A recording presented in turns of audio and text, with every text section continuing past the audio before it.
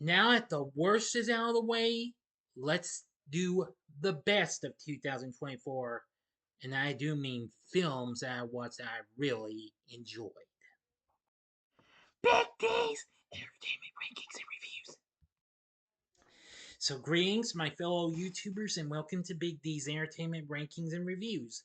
My name is Noel, better known to you as the Big D, back with another ranking. Today I'm going to rank my favorite films of 2024, meaning the best of 2024. Now, I kind of decided that I'm making this kind of a small ranking because I've seen numerous films that I gave good grades to, but I do apologize that I'm making this short and what have you with 12 films, okay?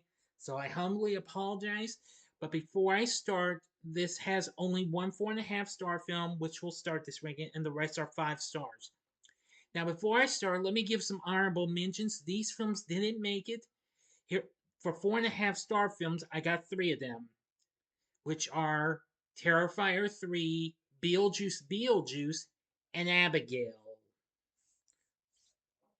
Now, for honorable mentions for 5 star films, those include Ordinary Angels, Unsung Hero, Beverly Hills Cop, Axel F. Let's see, and The Lord of the Rings, The War of the Rohirrim. And even though I know it just kind of got heavily distant, what have you, I'm also bringing up Venom: The Last Dance, and also Transformers 1, despite it got humiliated at the box office. Anyway, these are the 12 films I picked, so bear with me. If you're ready, let's start this ranking. I'm going to try and go as quick as I can, so let's start. Coming in at number 12 is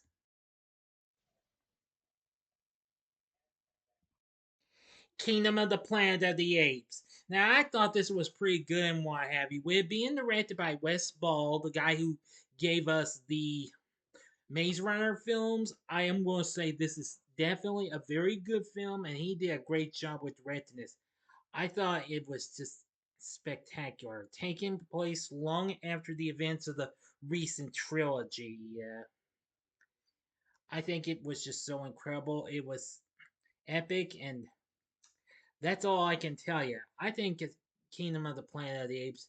I think would probably be smack dab in the middle if I decide to rank the films, which I definitely need to, but I will if I can get a chance, okay? So we'll see what happens. But Kingdom of the Planet of the Apes, definitely a very good follow up to the recent trilogy. I really enjoyed it. And coming in at number 11, you're probably going to hate me for having this so low. That film is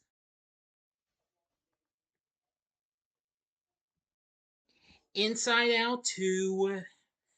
I did enjoy this film. I mean, it kind of comes close to being as good and entertaining as the first one, even though I did give it a good 5 stars and what have you.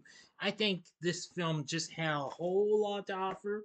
Same great expressions and some new emotions. Take it over, well, Riley and what have you, as we saw. But I still think this film proved to be pretty good, and I think it's pretty fun and what have you. The film's now available on physical media, and it's also available to stream on Disney Plus. If you haven't seen it yet, I think this is a film I would recommend you check it out. Cause Inside Out 2, it's just about close to the as good as the first film in ways, but I still think the first one proved to be a real good one. Next at number 10, this film almost didn't make it. I completely forgot about it. So number 10 is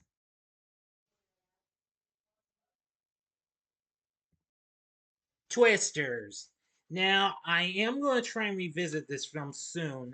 I went and saw this, and I gotta say, this long awaited sequel to the classic Twister, it was awesome and exciting. I had a lot of fun watching this. It has a pretty good cast, and I think it's had so much cool effects with all those twisters and what have you. This was a very fun sequel. It's on Physical Media now. It's currently streaming on Peacock and will be coming to Prime Video later in the year. But anyway, Twisters proved to be a big redemption for super cool disaster films. You know what I'm saying? If you haven't seen this yet, you don't know what you're missing. And coming in at number 9 is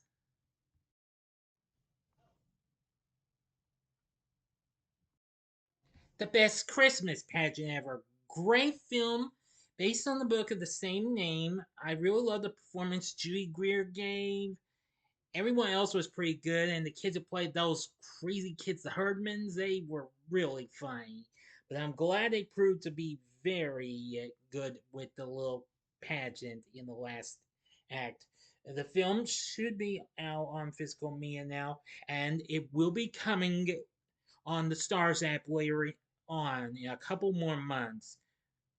But anyway, I think this film is so much fun. I think you'll really like it if you haven't seen it, if you didn't go see it, but over the holidays. But this still would be worth looking into.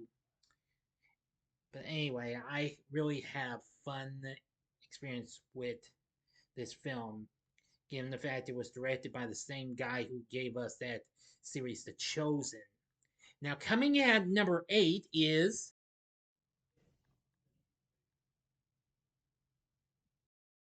Bad Boys, Ride or Die. Great film. This was just as cool, fun, awesome, and action packed like the last film. I really enjoyed Will Smith and Martin Lawrence's performances, just like before, and they proved to once again be a great duo in performing some cool bits and what have you. The film is out on Physical Media. The film's also available to stream on Netflix if you have it. If you haven't seen it yet, you need to check it out because I really did enjoy this just as much as I did with the last Bad Boys film. This is such a fun blast, and I gotta say, still really enjoyed it. Definitely. Next at number 7 is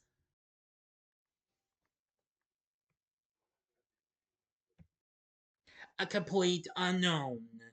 The last film I went and saw at the box office last year, I must say this is a great biopic.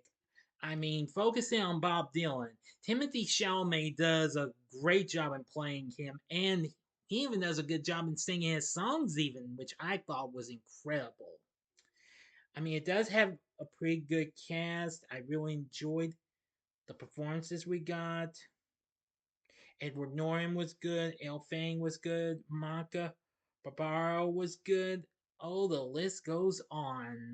Even the guy who played Johnny Cash was absolutely really good. I kind of liked him just a little more than I did Joaquin Phoenix and Walk the Line, given the fact it was directed by the same guy who did this film, James Mangold. But anyway, A Complete Unknown, great film. If you haven't seen it yet, you need to go see it because it's still out there in the theaters. And coming in at number 6 is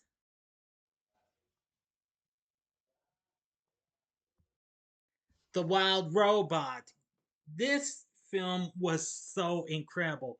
Even though I did like Inside Out too, but this anime film is much more exciting. It's incredible, it's exciting, it's got real emotional depth and such an amazing feel. I think this will probably make it big at the awards, but if not, well, it was worth a shot. I mean, DreamWorks has not won that many awards, for their great films. They need to. And I think this could pull it off. But, well, let's not get too far ahead of ourselves yet. It could happen. But anyway, Lupita Nyong'o did an exceptionally good job in voicing the titular character. I mean, all the other characters were really good. The Wild Robot, such an exciting film. It should be out there on Physical Media now. It will be coming to stream on Peacock later in the month. So that would mean you might have a chance to see it just in case you don't have it on Physical Media. Next at number 5 is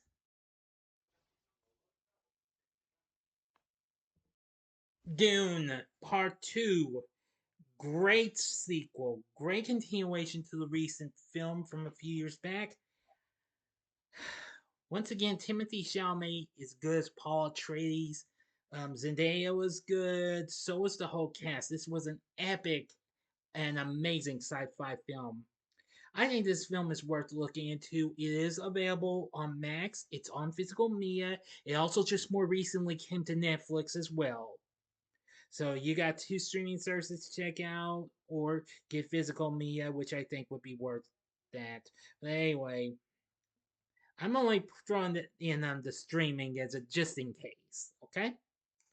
But anyway, Dune Part 2 was such an epic and amazing thrill ride, just like the first one was, but it was more incredible though. Which reminds me, I recently finished watching the HBO series for this, which is a prequel series called Dune Prophecy, and it's not too bad. But anyway, Dune Part 2, great film. Hope for the best. We get number 3 soon.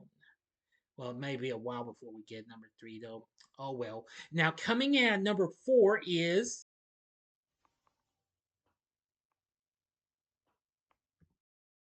The Fall Guy. Now, despite I was disappointed it did not do so hot, wish it would have done better, but even so, Ryan Gosling was still really good in the titular role, playing Colt Seavers. Of course, this is based on the TV series, well, kind of loosely based. Emily Blunt was really good in this film. Aaron Taylor Johnson was really good. You know, just be thankful I include Craven the Hunter as an honorable mention, even though I defend that film. But I know you'll have that. A lot of y'all will have that on your worst films ranking, so apologies. But this one was much more cooler. I thought it was action packed and really cool, and I really liked seeing the cameo appearance by Lee Majors, who originally played Colt Seavers in the TV show at the mid-credit scene, along with Harry Thomas, who played Jody on the Fall Guy TV series. Yeah, that's the one thing I didn't want to tell you in my spoiler-free review because it would have ruined everything. But now you know, just in case. The film's currently now on physical media. It was on Peacock. It will be coming back to him before the year's over with. It's currently available on Prime Video to check out if you're subscribed to it. But anyway, the Fall Guy was awesome. I didn't mind hearing the great theme song to an Unknown Stuntman, which was sung by Blake Shelton. His version's pretty good. Not as good as the one from the TV show, which was done by the star himself, Lee Majors. But still, the Fall Guy movie was exceptionally awesome. David Leitch did one hell of a job in directing this. Next at number 3 is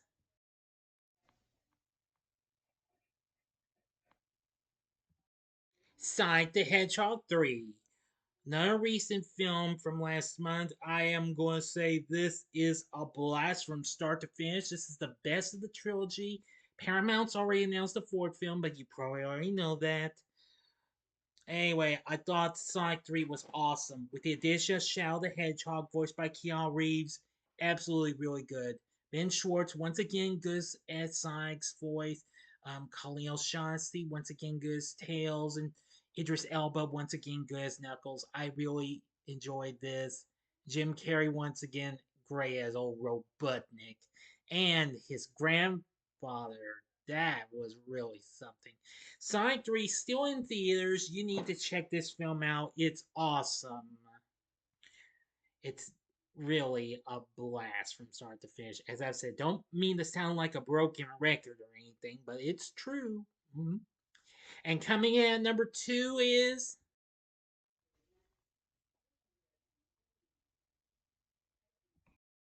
Wicked.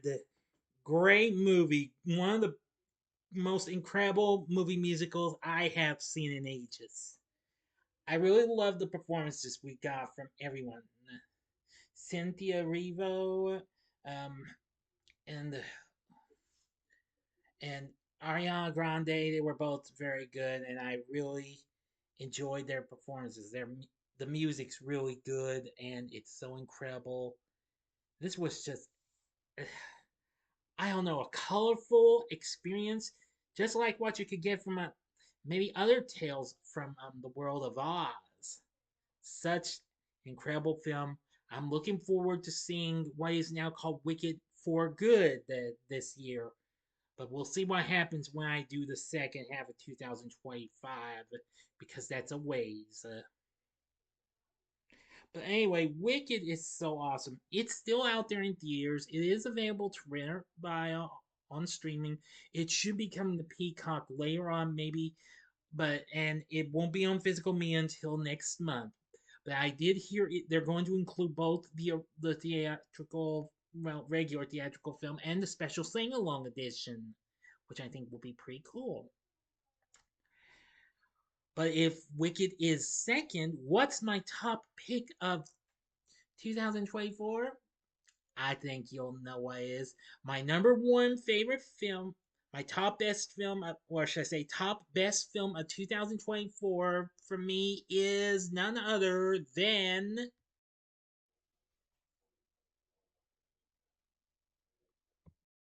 Deadpool and Wolverine. Yes, this was an awesome film. It made me feel like I was seeing a buddy comedy in a way, but it was kind of comical, but was also action packed and so fun and what have you. So much. Whew, I'd say everything this had to offer, just like the other Deadpool films. And I think this was so awesome. Ryan Reynolds still good as Deadpool, and we had Hugh Jackman back as Wolverine, definitely good. I absolutely loved Deadpool from Wolverine. I've already seen this twice. I saw it in the theater, and I've seen it on Disney Plus. But of course, which is where you can stream it on, you can find the film on physical media now, so you got yourself a good chance to see down there as well. So anyway, I really enjoyed Deadpool and Wolverine. I don't care what others say. I know it has a few flaws, but even so, I found this film to be awesome and enjoyable. Mm-hmm. Affirmative. Such a fun film. I loved it. I'm hoping for the best Marvel Studios can get back in the game this year because they've got numerous films coming out this year. See what happens. But in the meantime, Deadpool and Wolverine is my top film of 2024. Best of 2024 film that is. So what did you think of this ranking? Let me know in the comment section below. What were your top favorite or best of picks of 2024? Give me your top 3, top 5, top 10, whatever. Leave them for me in the comments section below. And if you like the video, click the like button, subscribe, and be a part of the Big D Nation. Continue to help support my channel. Make it grow, make the views grow. Tell all your friends about my channel, give them to know me. Maybe they'd like to be a part of my Big D Nation. Share my vids with your friends if you wish as well. Join me next time when I bring to you another ranking, and this time it'll be on the 10 films I hope and or want to see in the first half of 2025. So be on the lookout for it. So, in the meantime, check out my reviews, which are spoiler free of the top 3 films in this ranking. In the upper left hand corner is my review of Deadpool and Wolverine. The upper right hand corner is my review of Wicked. And the bottom left hand corner is my review of Sonic the Hedgehog 3. And the bottom right hand corner is the button you can click to subscribe. If you like rankings and reviews on movies, TV, music, video games, etc., then I'm your guy. Thanks for watching. Until next time, I'm the Big D saying see ya.